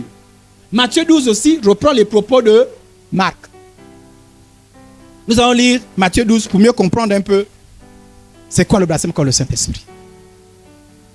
Donc, moi j'enseigne ce soir-là, il faut que chacun de nous sachions ce que c'est le blasphème contre le Saint-Esprit. Puisque c'est un péché impardonnable. À l'église, nous parlons des péchés. Mais alors, nous devons savoir ce que c'est le péché, blasphème contre le Saint-Esprit. Tu es responsable, tu dois pouvoir le savoir. Quelqu'un va te dire, il y a déjà quelqu'un à qui on a posé la question, c'est quoi le blasphème contre le Saint-Esprit? C'est-à-dire, on t'a posé la question, c'est quoi le blasphème contre le Saint-Esprit? Maintenant, responsable, tu dois pouvoir le savoir. Matthieu 12, 22, jusqu'au verset 28. Alors, on lui amena un démoniaque aveugle et muet, et il le guérit, de sorte que le muet parlait et voyait. Première chose, on amène un muet, et Jésus guérit le muet. Et il y a le miracle qui se produit. Toute la foule étonnée disait, n'est-ce pas le fils de David? Alléluia. La foule disait, mais ce n'est pas le fils de David. En fait, quand il disait le fils de David, en fait, il savait que David est mort depuis. Mais en fait, il parlait du Messie. Parce que le Messie était de la descendance de David. Donc les gens disaient, ce qu'on voit là, est-ce que ce n'est pas le signe? Je vous ai dit qu'à l'époque, il y avait beaucoup de Jésus. Mais est-ce que le Jésus là, ce n'est pas le Messie qu'on attend? Amen, amen. Ils se sont posé la question à cause de quoi? À cause du miracle. Ils ont dit, le miracle là, on dirait que c'est le genre de miracle que doit faire le Messie, que dans les prophéties annoncent. C'est bon? On va ensemble, hein? Ok. Les pharisiens. Les pharisiens, c'est les religieux. On parle de qui? Si on te dit les pharisiens, tu es un pharisien, mon frère. Pleure. Tu es une pharisienne, pleure. Ne dis pas merci. Tu ne connais pas. Pharisien, c'est pas bon. Et ne prie pas, Seigneur, je veux ressembler aux pharisiens. Je suis là même si on est en prière, je te cogne d'abord. Arrête ça. Et je vais prier au nom de Jésus, que cela soit annulé. Et heureusement que la Bible dit que le Saint-Esprit lui intercède pour nous. Le Saint-Esprit dit, oh Père, en fait, il ne connaît pas. Donc, les pharisiens, les religieux, les vrais religieux, les pharisiens. Hypocrites comme c'est pas permis. Les pharisiens ayant entendu cela, ils ont entendu quoi? Que les gens disaient, est-ce que c'est pas le fils de David? Autrement dit, est-ce que c'est pas le Messie? Ils ont entendu ça. Donc, leur motivation c'était ça. comment on peut dire, comment les gens peuvent dire que là c'est le Messie? C'est pas Jésus qui est venu dire, voici je suis le Messie. Hein? C'est pas Jésus qui a dit ça. C'est les gens qui ont dit, on dirait que ce qu'on voit là, on dirait qu'il s'agit du Messie. Les pharisiens ont entendu ça. Ils ont entendu dire des gens qu'il y a affaire au Messie. Donc ils ont réagi par jalousie. C'est bon? Par jalousie. Et quand ils ont réagi, qu'est-ce qui s'est passé? Les pharisiens ont entendu dire cela dire. Donc ils sont venus vers les gens qui parlaient que c'est tellement le Messie. Ils disent non. Cet homme. Ils disent ce. Ils disent pas le Messie, hein. Ils disent cet homme, avec beaucoup de mépris. Cet homme-là chasse les démons que par Belzébul. Et on définit qui est Belzébul. Prince des démons. Apparemment, c'est un démon. Un chef des démons qu'on appelle Belzébul. C'est biblique, hein, comme on appelle Belzébul, c'est dans la Bible. Donc, les pharisiens viennent dire, vous là, vous qui avez dit que c'est le Messie là. C'est pas le Messie, oh. La preuve que c'est pas le Messie. Quand vous voyez chasser les démons là, la preuve que c'est pas le Messie, c'est quoi? Selon eux, ils chassent les démons par Belzébul. Donc, s'ils disent qu'ils chassent les démons par Belzébul, donc ils chassent pas les démons par... C'est comme pour dire, ils ne chassent pas les démons par le Saint-Esprit. Ils chassent les démons par Belzébul. C'est bon, on comprend? Vous me saisissez? Donc, pour eux, ce n'est pas le Saint-Esprit qui agit en Jésus. C'est Donc, ils reconnaissent qu'il y a un esprit en Jésus. Mais lequel? Ils disent Belzébul. Pas le Saint-Esprit. Comme Jésus connaissait leurs pensées. Jésus connaissait leurs pensées. Pourquoi? Ce n'est pas la première fois que les gens là s'opposaient à Jésus. Ils avaient l'habitude. Dès que je fais quelque chose, ils sont là. Dès que je fais quelque chose, ils sont là. Jésus est en train de les montrer des preuves. Que vous là, quand je suis le Fils de Dieu. Mais ils sont convaincus. Hein? C'est-à-dire qu'ils sont gênés. En fait, ils veulent ternir la réputation de Jésus. Ils cherchent les moyens. D'abord, ils parlent d'abord de Jésus lui-même. Oh, tu n'es que le fils du charpentier. Tu n'es rien. Donc, ils ont parlé de Jésus, Jésus, Jésus. Maintenant, ils disent non. Parlons maintenant de celui qui est en lui. C'est bon, on comprend? Ils ont fini de calmer Jésus. Mais ils remarquent que... parce que les gens disent, on dirait que ce qu'il fait là, c'est le fils de David. Ils ont dit, parlons de l'esprit qui est en lui. Parce que ça arrive à tenir l'esprit qui est en lui. S'il n'a pas l'esprit de Dieu, puis c'est Belzébul, donc c'est pas le Messie. Donc Jésus connaissait, parce que c'est pas la première fois qu'il avait affaire à ces gens-là. Jésus connaissait leur pensée. Il leur dit, tout royaume divisé contre d'abord, il a fait une petite leçon. Il dit, mais vous là, tout royaume dévasté et toute ville ou maison divisée contre elle ne peut subsister. Il dit, mais attendez, vous pensez que Satan peut se diviser lui-même? Et ce qu'il dit, si Satan chasse Satan, il est divisé contre lui. La dernière fois, je n'ai pas fait cette partie-là, je reviendrai peut-être plus tard sur les agents de Satan ne peuvent pas chasser les démons. C'est des simulacres. Les Nganga ne chassent pas les démons. C'est des simulacres. Et Jésus dans cette leçon, Satan ne chasse jamais Satan. Or lui, il avait bien chassé le démon. Et Jésus les prend au mot pour montrer qu'ils sont méchants.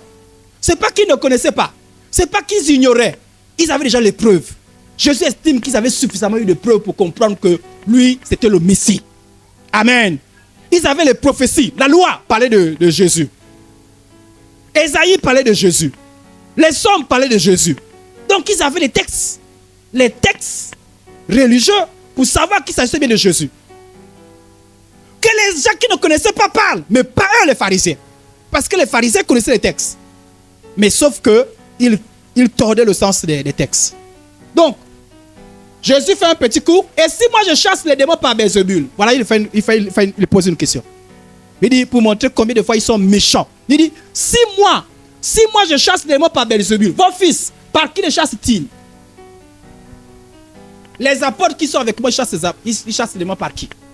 Vous vous souvenez que Jésus, un jour, les apôtres sont venus vers Jésus, ont dit, Jésus, on a trouvé quelqu'un qui chasse les démons. Vous vous souvenez de l'histoire? Et les apôtres ont dit, nous on l'a empêché de faire ça. Jésus a dit, non, ne l'empêchez pas. Donc Jésus pose la question, il dit, les autres qui ont commencé à chasser les démons là, ils le font par qui? Ce n'est pas par le Saint-Esprit. Vous dites que moi, ce n'est pas le Saint-Esprit. Mais les autres, c'est par qui? Et ils avaient la réponse. Ils savaient que la réponse était le Saint-Esprit.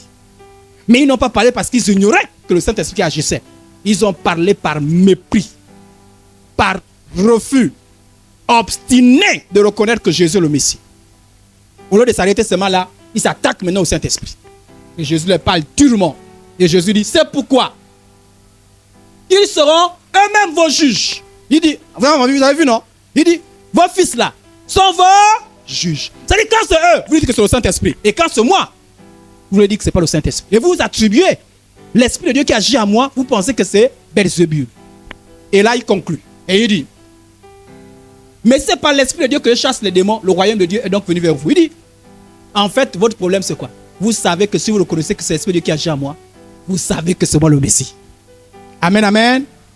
Et il conclut, c'est pourquoi. Ah, c'est la conséquence de tout ce qui a été dit. Je ne sais pas si on a compris. Donc pour comprendre que le Saint-Esprit est aussi important de comprendre, c'est qu'en avant. Parce que le verset qui introduit le verset comme Saint-Esprit commence par c'est pourquoi. Amen, amen. Si quelqu'un vient te voir et dit, c'est pourquoi je suis là. Tu vas dire, ah, mais dis-moi ce qui est en haut. Amen. C'est pourquoi suppose qu'il y a des choses avant que tu ne sois là. Tu as des choses à me dire. Donc si on dit c'est pourquoi, on va plus loin pour comprendre. Pourquoi, qu'est-ce qui a amené à Jésus à déclarer qu'il existe un péché impardonnable?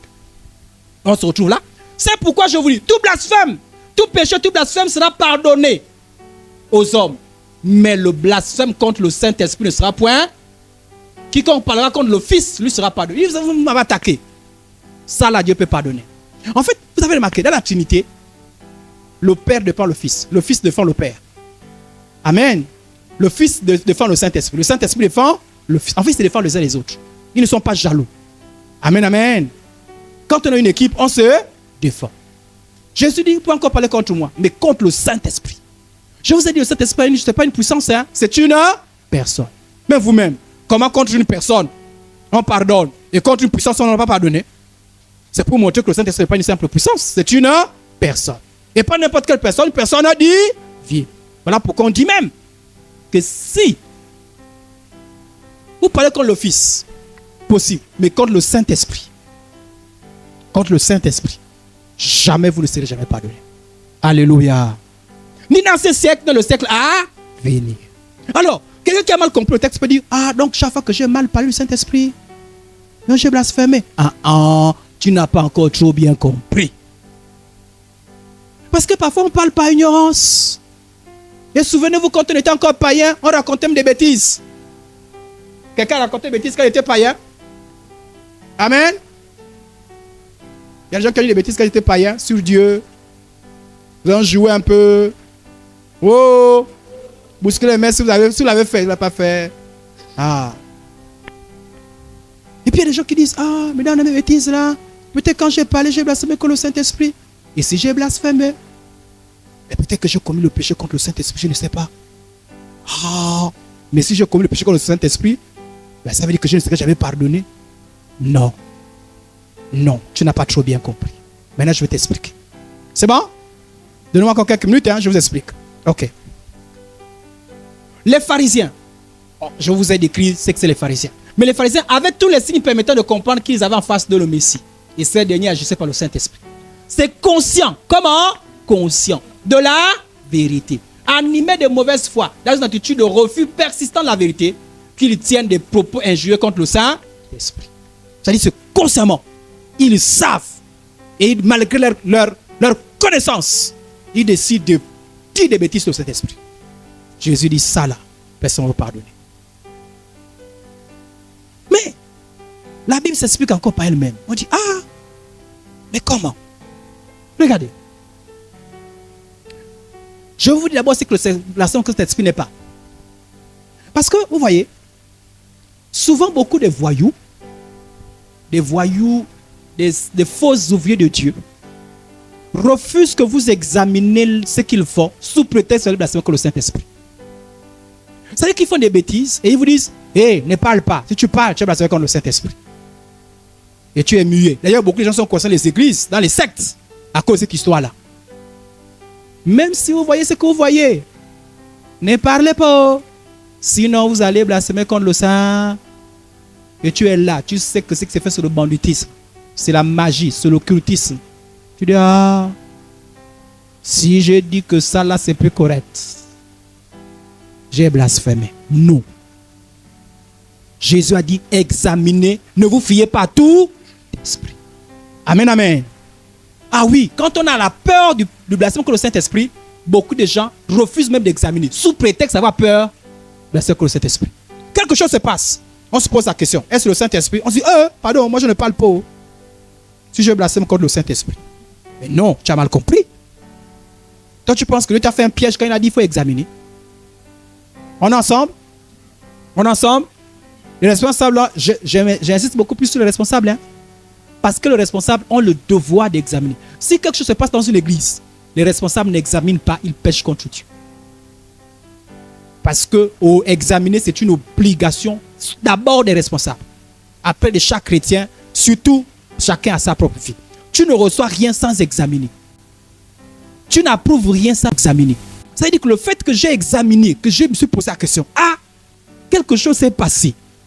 Et en examinant, tu as pensé que on dirait que ça, c'est les démons qui font ça. Si je t'ai trompé, est-ce que tu as blasphémé contre le Saint-Esprit? Non. Tu t'es trompé, c'est dans ton jugement. Je ne sais pas si on a compris. Tu t'es trompé. Tu n'as pas fait comme les pharisiens. Parce qu'en disant que ça c'est possible que ce soit le Saint-Esprit. Non, je pense que ce n'est pas le Saint-Esprit. En disant ça, il est possible que je te trompe. Parce que quand on examine, on doit juger. À la fin, on doit dire, nous avons examiné cette manifestation, nous croyons qu'elle est de Dieu. Nous croyons qu'elle n'est pas de Dieu. Il est possible qu'en faisant cette conclusion-là, que vous puissiez vous tromper. D'accord? Mais sachez-le, si vous trompez dans votre examen d'une manifestation spirituelle, vous n'avez pas blasphémé contre le Saint-Esprit. Maintenant, il ne faut pas que la peur de blasphémer contre le Saint-Esprit vous empêche d'examiner. Vous empêche de vous dire, la Bible dit, n'acceptez pas, ne vous fiez pas à tout, ne vous fiez pas à tout, examinez-les, éprouvez les esprits. Ça dit, non, je ne suis pas une telle personne. Parce que je pense que, je pense que ce n'est pas l'Esprit de Dieu qui agit dans la personne. Il ne faut pas qu'on te condamne. Ici, c'est la crainte de Dieu qui t'anime. Alléluia. Amen, amen. Oui, je vous dis, parce que moi j'ai pris une parenthèse là. Parce que on a dit, blasphème contre Saint-Esprit, non. Donc, parce que blasphème contre Saint-Esprit, tu acceptes tout. Mais vous voyez bien que ça, c'est le démon qui est en train de se manifester. Peut-être que c'est l'Esprit. Non, vous voyez bien. Mais vous dites, peut-être que c'est le Saint-Esprit, on ne sait jamais, on ne sait jamais. Oh. Non, c'est important que vous prononcez. Maintenant, il est possible que vous trompez.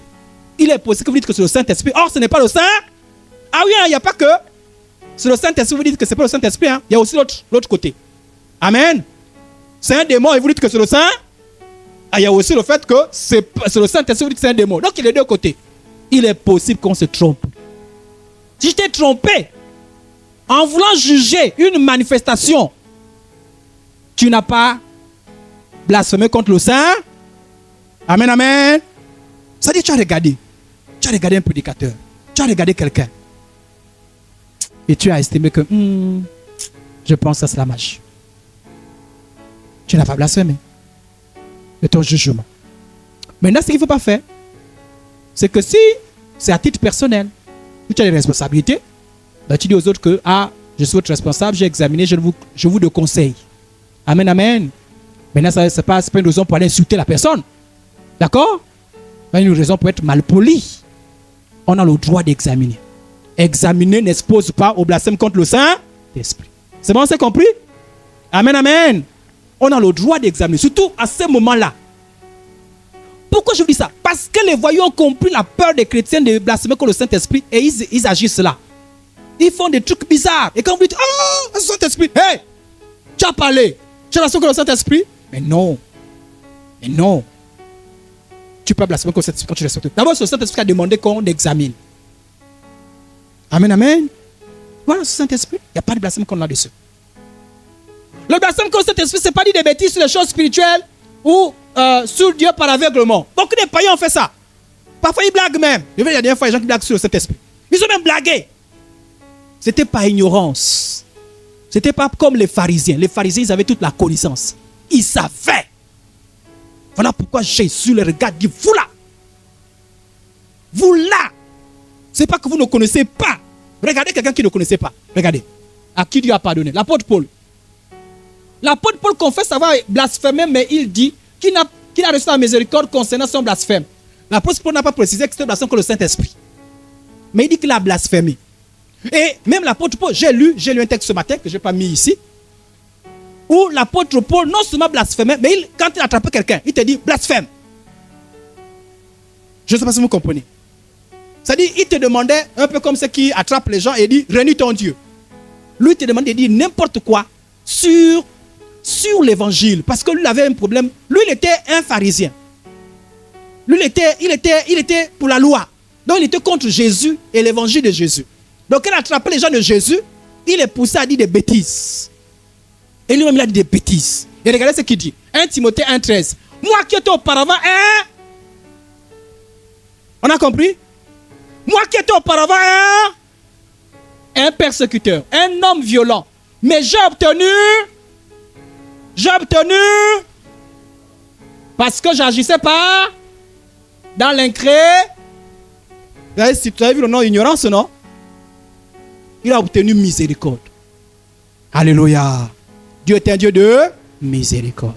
S'il arrivait que tu as dit des bêtises sur le Saint-Esprit, sur Jésus, sur Dieu, par ignorance, c'est te voiler.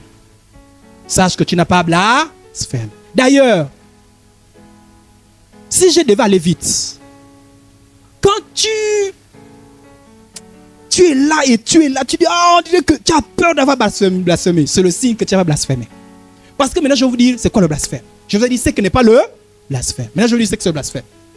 Alors, le blasphème, c'est quoi? Allons-y rapidement. Hébreux chapitre 10, le verset 26, le verset 29. Je donne un principe. Quand vous voulez comprendre la Bible s'explique par elle-même.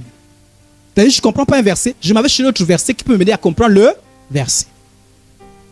Alors, le blasphème, c'est quoi? On dit hébreu. Maintenant, on va lire ensemble. C'est bon, on peut lire? On fait l'étude biblique ensemble? Ok, lisons le verset là, parce que sans comprendre le verset, je ne ferai pas trop de commentaires. Hébreux 10, verset 26, verset 29. Car si nous péchons, Paul a dit, j'agissais par I et par incré. Mais ici on dit, péché volant, après avoir reçu Est-ce qu'on voit déjà le paradoxe? Vous voyez le paradoxe? Mais regardez Paul c'était un brigand. Il a même participé au meurtre de Pierre et d'Étienne. Il persécutait, il tapait. Mais Dieu l'a quand même pardonné. Ah, Dieu pardonne, hein? Dieu pardonne les criminels, les assassins, ceux qui ont avorté, ceux qui ont même tué des centaines de personnes. S'ils se repentent sincèrement, Dieu pardonne. Mais pourquoi Dieu ne pardonne pas le péché, le blasphème contre le Saint-Esprit? Parce que c'est un péché en toute connaissance de cause. Regardons bien. On est ensemble? Il faut bien comprendre. Oh. On dit, car si nous péchons, après avoir reçu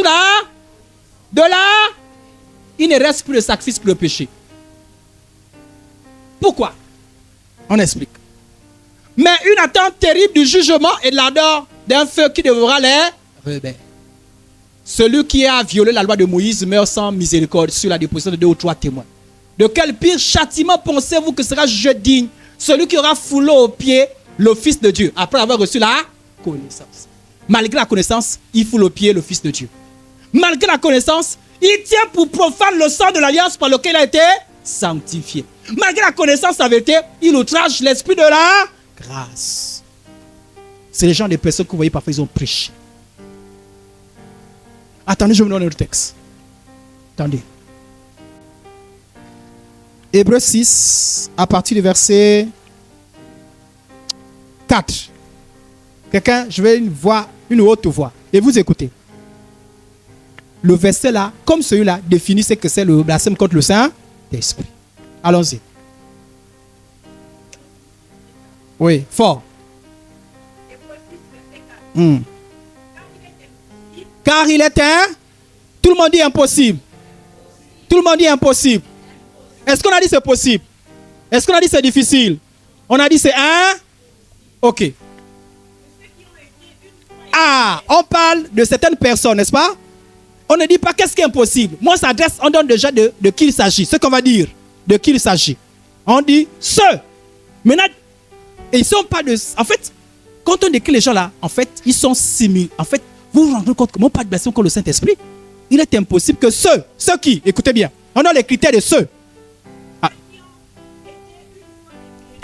Ils ont été une fois Est-ce qu'ils sont ignorants?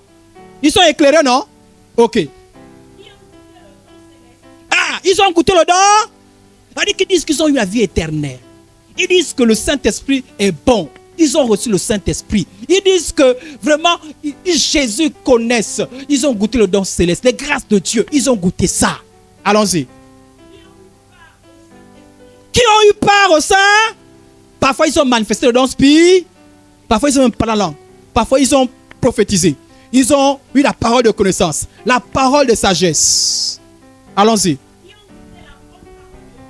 Qui ont goûté? Amen, amen. Qui ont goûté la bonne parole? Vous voyez comment on les décrit, non? Allons-y. Et les puissances du siècle à... Bon, je n'ai pas trop bien compris. J'ai cherché, j'ai vu toutes les versions. La Bible ne définit pas ce que les siècles à venir. Mais ce qui est sûr, qu'ils ont expérimenté des grandes choses. Un peu comme l'apôtre Paul qui allait au 3e ciel. Mais ils ont expérimenté des choses. C'est-à-dire qu'ils ont une connaissance telle que... Et on peut plus dire qu'ils ne parlent pas ignorance. Ils n'agissent pas ignorance. Non. Allons-y. Ah non, reprends. Maintenant tu reprends et tu sautes ce qui. Parce que là on reprend. Je veux qu'on garde en tête ce qu'on a dit. Car il est un. On a cité tant. Il est impossible quoi maintenant? Et qui? Ils sont comment? Ils sont comment? Ça veut dire que ils ont changé de côté. Ils ont commencé à dire n'importe quoi sur Dieu. Ils ont commencé à dire quelque chose. N'oubliez pas, car il est un. Maintenant, on dit qu'ils sont tombés. Maintenant, qu'est-ce qui est impossible? Soit encore vrai. Autrement, on dit quand ils tombent, c'est impossible. Écoutez-moi bien. On dit c'est un. Qu'ils soient encore renouvelés. On dit c'est impossible. On n'a pas dit c'est difficile. On dit c'est impossible. Ok. Qui ont goûté la bonne parole de Dieu de puissance est à venir et qui sont tombés, soit encore renouvelés et amenés à l'arrêt. On a dit impôt. On a dit quoi impôt? On dit peut plus se repentir. Ils ne sont pas encore morts, hein? Mais il dit peut plus se repentir. Ça dit qu'il y a un niveau de connaissance avec Dieu. Lorsque tu tombes si bas, la Bible dit, c'est pas moi, c'est Dieu, qu'il est impossible. Qu'ils soient amenés à l'arrêt. Ça ressemble à quoi? Au blasphème contre le Saint-Esprit. Amen, amen. Amen, amen. Donc le blasphème contre le Saint-Esprit, c'est quoi en définitive? C'est lorsque tu as toute la connaissance. C'est pas les bêtises qu'on a fait au quartier. Oh Dieu, comme ça. Et tu jouais. Et tu étais là. Et puis tu as dit non, je pense que ce Saint-Esprit, c'est pas le Saint-Esprit. Oh, moi je pense que c'est le démon. Ce n'est pas ça. C'est pas ton ignorance. C'est pas ces erreurs-là. Il s'agit des gens qui ont la connaissance. Ils comprennent bien. Mais soudainement, ils outragent l'esprit de grâce. Ils parlent mal contre le sang de Jésus. Ils parlent mal contre Jésus. C'est ça, le blasphème contre le Saint-Esprit. Donc, le blasphème contre le Saint-Esprit, c'est que les contre le Saint-Esprit sont dans un état. C'est pas. Le blasphème contre le Saint-Esprit, c'est pas quelque chose de ponctuel. C'est pas que tu es là et tu es en train de parler, puis paf, oh, j'ai une blasphème contre le Saint-Esprit. Oh. On a compris? C'est pas quelque chose de ponctuel, c'est pas quelque chose que tu fais facilement comme ça là. C'est un état, c'est une posture où tu résistes. Malgré la connaissance que tu as eue, malgré l'expérience que tu as eue. La Bible dit quand tu as eu cette connaissance là, quand cette compréhension là, on appelle ça autrement l'apostasie. Quand tu es tombé si bas, la Bible dit qu'il est impossible. Il y a des gens que vous voyez, ils ne peuvent plus jamais se repentir. C'est les gens, les personnes qu'on dit, mais telle personne a fait telle chose. Il était là-bas, il a parlé, il a prêché, il a fait des choses, il a expérimenté des choses. Mais aujourd'hui là, c'est lui qui persécute l'église. Celui qui dit des bêtises. Celui qui se lève pour dire non, Jésus c'est rien. Le Saint-Esprit c'est rien. Et qui disent des bêtises, c'est des apostates. La Bible dit ceux-là, il n'y a plus rien pour eux. Ils ne sont même pas encore morts, mais ils sont condamnés. En fait, ils sont comme Pharaon. Regardez juste un autre verset. 1 Jean, c'est bon. 1 Jean chapitre 5 verset 16. Si quelqu'un voit son frère commettre un péché qui ne mène point à la mort, qu'il prie. On dit qu'ils sont frères, non? Amen. Normalement, un chrétien, s'il pêche, il se relève. Oh! Donc, toi qui te fais toujours les amusements là, il ne faut pas que tu tombes dans ce qu'on a déclaré à Hébreux 6 là.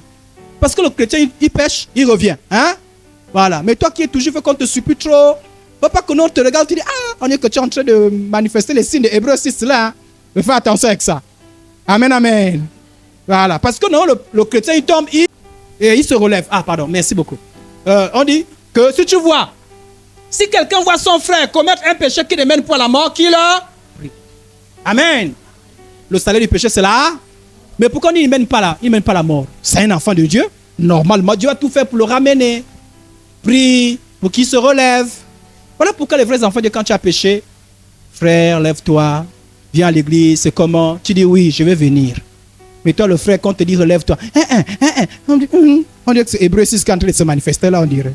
Donc fais attention. Amen. On dit, qui ne mène pas à moi, qu'il prie. Et Dieu donnera la vie à ceux, il la donnera à ceux qui commettent un péché qui ne mène point à la. Il y a un péché qui mène à la mort. Il y a un péché qui mène à la. Il y a un péché qui mène à la. C'est la même chose que le blasphème contre le Saint. Alors, certains interprètent ce texte-là un peu différemment. Je vais vous dire. Mais ils n'ont peut-être pas tort. En fait, ils disent, ah, les péchés qui mènent à la mort. Ah oui. Souvenez-vous qu'on a dit que celui qui mange la Sainte Seine, sans prier, il se peut qu'il meure. On dit, ah, peut-être que ce péché-là. Ils n'ont peut-être pas tort. Ah, souvenez-vous de 1 Corinthiens chapitre 5, verset 5. On dit qu'une telle personne soit livrée à Satan pour la destruction de sa chair et pour que son âme soit sauvée. On dit peut-être qu'il s'agit de ce péché-là. Possible. Mais le péché qui met la mort, en réalité, il s'agit de l'apostasie. Et l'apostasie correspond à quoi? Au blasphème contre le Saint-Esprit. La Bible dit quand il s'agit de ce péché-là. Jean dit, pour lui, Jean a dit, il n'a pas interdit, il a dit seulement dit, moi je ne vous demande pas de prier pour une telle personne. Ah oui, hein? Oh! Il y a des gens que vous voyez, hein, ils sont à un niveau d'endurcissement. Et pourtant, ils avaient prié, ils avaient chanté, ils avaient fait des choses. Parfois, vous-même, les chrétiens, vous avez honte. Parce que, comme disait quelqu'un, ils connaissent toutes les choses des chrétiens. Quand vous venez la nuit, peut-être que c'est la veillée. Ils connaissent vos secrets. Ils connaissent. Moi, par exemple, j'ai fait les marches la nuit pour prier pour la vie de Mwanda. Donc, si vous voyez un peu la nuit, oh, un qui sont en train de faire la marche, en les pays, ils ne savent pas. Mais ils connaissent toutes les choses des chrétiens. Amen, amen. Vous avez honte. Parce qu'ils sont tombés si bas, si bas, si bas. Le péché qui mène à la mort. Frère, ces textes sont écrits pourquoi? Pas pour nous faire peur. Quelqu'un qui craint Dieu ne tombe pas dans ces péchés qui mènent à la mort là. Amen, amen. Mais ça nous interpelle aussi. C'est des gens qui sont capables de tomber, c'est que nous aussi on est capables de tomber. Amen. Est-ce qu'on a compris le blasphème contre le Saint-Esprit? On a compris le péché qui mène à la mort? Jean lui dit, priez même pas pour ça. Priez pas pour ça. Amen. Devons craindre Dieu. Malgré tes faiblesses, respecte le Saint. Malgré tes faiblesses, respecte le Saint-Esprit. La Bible dit que certains n'aiment pas la vérité ont été livrés à un esprit d'égarement. Si tu es dans la vérité, les gens qui aiment aller dans les endroits bizarres, attention aux esprits de garde. Parce que ceux-là, ils amènent un endurcissement dont il est impossible de revenir au Seigneur. Amen, amen. Donc, le Saint-Esprit est un partenaire. Ça n'a pas nous fait peur. Ça nous a amené à respecter le Saint-Esprit. Respecte le Saint-Esprit qui est en toi. Je ne pêche pas contre le Saint-Esprit. Je ne laisse pas le péché demeurer à moi. Que Dieu vous bénisse. Prions tous ensemble. Si quelqu'un avait dans son cœur la peur d'avoir la contre le Saint-Esprit, sache que tu n'as pas blasphémé. Ceux qui ont blasphémé, ils n'ont même pas le temps. Ils ne peuvent plus. Je vous ai dit que se repentir, c'est une grâce. Mais la vie qu'il est incapable, mais c'est impossible qu'il se repente même. Qu'il soit amené à la repentance. Parce qu'il tombe si bas. Donc si tu as ton cœur qui bat, qui dit, ah peut-être que j'ai péché, c'est le signe que tu n'as pas blasphémé contre le Saint-Esprit. Amen, amen. Il y a quelqu'un qui croit qu'il a blasphémé contre le Saint-Esprit? Personne. Ok. C'est pas, tu aimes Jésus, tu peux blasphémer contre le Saint-Esprit. Tu peux faire des erreurs, mais ce n'est pas le blasphème. Que Dieu nous aide. Prions. Dieu, trois fois saint, Seigneur. Nous voulons dire que tu es saint, Seigneur. Nous voulons dire que tu es saint. Laisse ton esprit descendre dans cet endroit, Seigneur.